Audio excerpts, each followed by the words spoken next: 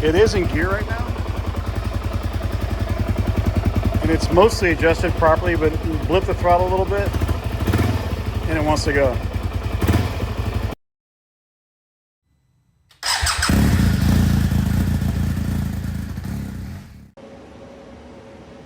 Hey guys, good morning. I'm gonna pop the, hopefully pop the Rekluse clutch into the DRZ400. There's probably 1,000 videos about this out there, but I wanted to just do an opening of the box with the Rekluse. So those of you that are curious, because I mean, I know I was, what's a Rekluse clutch and how does it work? Let's check it out. Okay, there's the magic box. The green bike over there already has one. This bike's gonna get one. Clutch cover removal on a DRZ and access to the clutch is pretty straightforward and simple. Basically remove the brake lever, undo the bolts. You're gonna lose some oil, be advised. Got a little mess there. And then that's an O-ring around there, so you don't have to worry about that unless, of course, your O-ring is damaged. You don't have to worry about, you know, a gasket replacement or anything like that. So, yeah, let's head back over here. Open this guy up. Sorry about the noise. My giant battery over there is charging via our star, which is cool. So we have springs and things. Some kind of lever, Velcro, something, I don't know. And then of course the big rubber band. Don't throw this away. You actually use this to dial in the clutch, believe it or not. So yeah, keep that with your bike actually. I keep mine in a little pouch on the handlebars because you may have to adjust your clutch in the field, you never know. Then your clutch plates, which includes the auto clutch, it's in there. We'll take it out of the bag shortly. Your steel plates.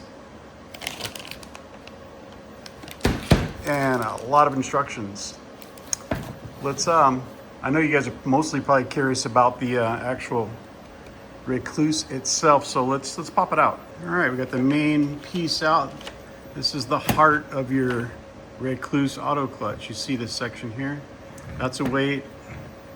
That's a weight. That's a weight. And that's a weight. And they're kind of on a wedge-shaped ramp, right? So as this thing increases in RPM, these weights want to fly out that direction, and it makes this plate thicker. Here, here, here, here, and here. You see, let's turn it over. So they're countered, or they're staggered. So that inside here, you see this one's on this side. They're kind of little Zeus fasteners, but what they do is they have springs that allow various RPMs as far as engagement, right? If this isn't good for you, if it's too high, too low, you have options. Of course, you have to take the clutch back apart. But so far, in the two that I've installed, I've just run the springs that come in it, and they seem fine. These are bolt retainers. They're going to go in your clutch basket here, replacing these steel ones. I don't know what the, maybe that's an oil plug gasket, possibly. It's kind of nice of them if that's the case. We've got a bag of these guys, which are basically reinforcements for your basket. They're gonna go in there so that the clutch has a firmer area to ride against, like right here, see? And if your basket is worn or slightly damaged, I would imagine these are gonna repair it a little bit, right? So you have your friction plates, and if you may notice, one of these is thinner than the others. Does anybody know why?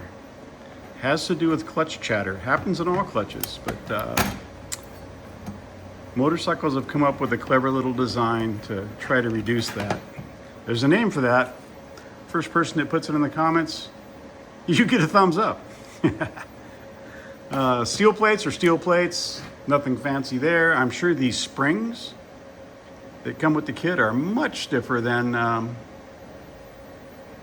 the stock OEM springs. And this clutch, I believe, is stock, other than it might have Barnett plates in it, because I think when I built the bike, I went ahead and replaced all the clutch plates, fiber and steel, with Barnett components. So no need to really throw that one away. So number one thing to do obviously is read the instructions, but I know the instructions are going to tell me to soak this in oil, so I'm going to start that process right now. You can just throw it in a little guy like that, right? If it fits, and let them sit in that oil for a while. And while that's happening, I'm going to read the instructions that are particular to a DRZ. Okay, so who guessed judder spring? You are right. Look at the Barnett clutch even has one that comparatively, look at the distance from here to here and then here to here, right? And it's the very first one on a DRZ. Sits right back against here. Here's your judder spring. I don't know if it'll focus on that or not. Focus, focus, focus. It is, focus on my fingers, there you go. It's got a chamfer to it, right? It's kind of conical. And it sits right inside that first plate like that. So there you go, judder spring. You win. Woohoo! So anyway, clutch is out. The clutch looks brand new, obviously, because it is. Actually, there's probably 4,000 miles on this clutch. I'm just polite to my clutch. I don't slip it much. Make sure that bearing's good. Yeah, it feels good. This is perfectly smooth. I think it might be a little discolored from the previous clutch and the previous owner. The chatter marks on here don't look bad at all. I mean, there are some, but you really can't feel them. There, you can see that one right there. They're basically just marks. I mean, yeah, you can feel them, but it's pretty minimal. This is your actuator for your clutch. See how it moves? When you pull on your clutch, it pushes this way. When it pushes that way, it pushes against here, which moves this out and releases pressure on your clutch that your springs provide. So your clutch can disengage or engage, however you want to look at it. Wording's up to you. So my new plates are down there taking a bath, and there was nothing specific about the DRZ in the instructions. They're the generic instructions. It basically said to put the new plates back in the same order that you took out the old plates. I'll be keeping that because that's a brand new clutch. So we're gonna do that. And I'll show you what that looks like when we're done. Oh, I need to put the little metal clips in there too, for the reinforcement plates. Let's do that first. So looking at this judder spring again, I went to look at the exploded view on the DRZ because I wanted to make sure that I had this in the right way. I'm sure it was in the right way, but it doesn't hurt to double check. Maybe you can see it better here, but this lip is a little lower than this lip. The thing is kind of bent like a chamfer all the way around. So this part goes out, right? It doesn't go this way. It goes this way. So keep that in mind. And then the thinner clutch plate, friction plate, sits right over it. So I'm going to go ahead and start putting these guys in, and we'll get back when we're there. Just covering the important steps here. Everything else is pretty basic as far as, sliding them in and getting everything clocked so that goes back on. Okay, something I noticed like right away unpacking the steel plates. Look at this guy, he's wavy. Can you see that? Wavy on the outside. The rest of them are not. They're just round. So this is their, if I can pick it up, there we go. This, according to the internet, is their first steel plate that works along with the judder spring and friction plate. So it goes in first, after the first friction plate.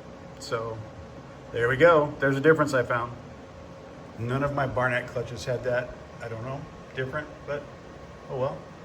One thing with filming with a phone, sometimes you forget to switch it back to video because by default it comes up in picture and blah, blah, blah. I took a picture and then talked about the picture for, I don't know how long. Anyway, old clutch plates, which are basically new, are out. New clutch plates, which are new, are in. Does that confuse you at all? Obviously the auto clutch goes in last. Earlier I mentioned something about indexing this so that everything goes together. Different clutches are different. This one looks like Suzuki designed it so that you really can't mess it up. I think it's some of those, so you just wiggle that back and forth until, there you go. It goes all the way in. You can see this is a made in Japan. I think these are, what is this? It's a FKK or something like that? FCC, sorry, FCC clutch. It's one of the most popular motorcycle clutches in the world. BMWs have them, KTMs have them, all the Japanese bikes have them, and most of the good Chinese bikes have them. So, kind of interesting when you talk about, oh, this clutch is junk, that clutch is junk, this clutch, they're all the same, you know? Well, not all. I would say 80% of the motorcycles you ever come across have an FCC clutch on them, and they're good clutches. Anyway, so let's go ahead and get the springs in, get the Rekluse baskets in, and then our little, spring baskets, and then the stock bolts back in and get it tightened up, clean up the surface area, get the cover back on, put the brake lever back on. Obviously gonna have to refill the oil because I lost quite a bit, had quite a catastrophe here. I got my bikes in my mind mixed up. This one, you cannot take the clutch cover off with it on the side stand, you're gonna lose some of my other bikes you can. Oh well. The oil's fairly clean, it only has one ride on it, so I'll just pour that back in through a strainer and then top it off. I'm a Rotella guy. So let's do that. All right guys, when you're putting your clutch cover back on, long, everything else is short, but this one ties into the oil passage. You see right here, there's an oil filter, oil passages going here, and there's an oil passage going from here to here. So that one has a washer with an O-ring on it. Won't focus, but yeah, it's right there, trust me. So we're gonna put that guy right here. And then these two short guys go up here.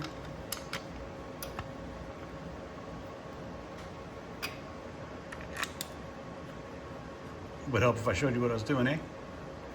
All right, I'm gonna tighten those up and check your torque specs. Make sure you use torque specs. You can easily over torque those and strip them out. Don't do it.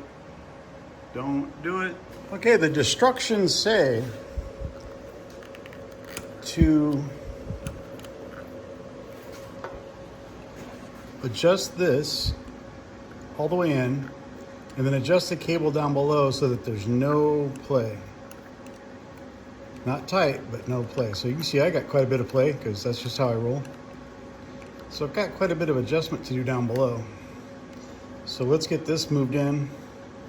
And then once we take all the play out of the cable, it says to back this out 3 turns. That's how tight the clutch cable is with a Rekluse. And that's just how it works. But it's a good starting point, according to the instructions. So yeah, let's give it a shot. Of course, those of you who are not familiar, the adjustment for the clutch is buried under there. We'll have to put the bike on a stand, I believe, get a light going. Time to bring on the torch. First things first, though. We gotta, well, you can see it. Look at that, all the way from here. Yeah, we gotta get that up so we don't fall and bust our neck. Or, in my case, I'm old. I might break a hip. Stand by. Mucho better. Undo clutch cable adjustment. I was wrong. Anyway, got this run all the way in. The adjustment's up here, not down there. Again, too many bikes. Several of them are down there. So yeah, let's take all the slack out of the cable with this adjustment. And then we're gonna back this one out. It said 3 turns. I'm gonna reread the instructions, but 3 turns to preload the cable. Okay, no free play. You can see it took quite an adjustment. But let's put this section back together, slide the rubber boots on, and go reread the instructions about this part. Okay, remember we talked about the rubber band. I don't think it was meant to go around grip puppies, but anyway, this is what you do here. What we're gonna do is check what they call a free play or an in-gap or a gap play, or I don't even know. Why are there different terms? Just check the movement. How about just check the movement? So what's supposed to happen is after the bike is warmed up and it's idling, the clutch lever should be out here by itself and in neutral. And as you rev the bike, you're gonna see this guy move with this amount of pressure. And it's supposed to move 1/8 to 1/4 of an inch by itself. right? So, like I said, I don't think this was meant to have grip puppies on here, so the rubber band's a little tight.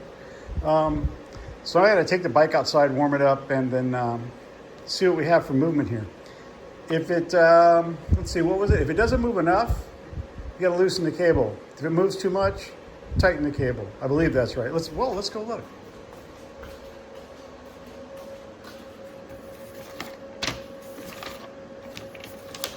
Where's our troubleshooting? Let's see. Clutch lever moves too far. Tighten cable.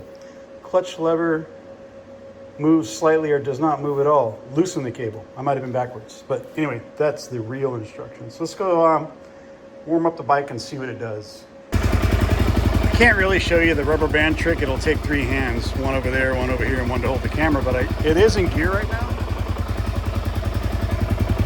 And it's mostly adjusted properly, but blip the throttle a little bit and it wants to go. So there you go. Auto clutch.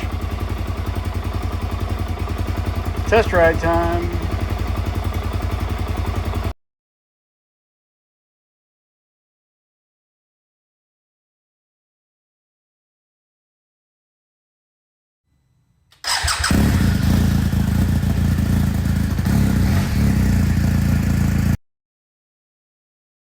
Haven't found any camels yet, but we out here.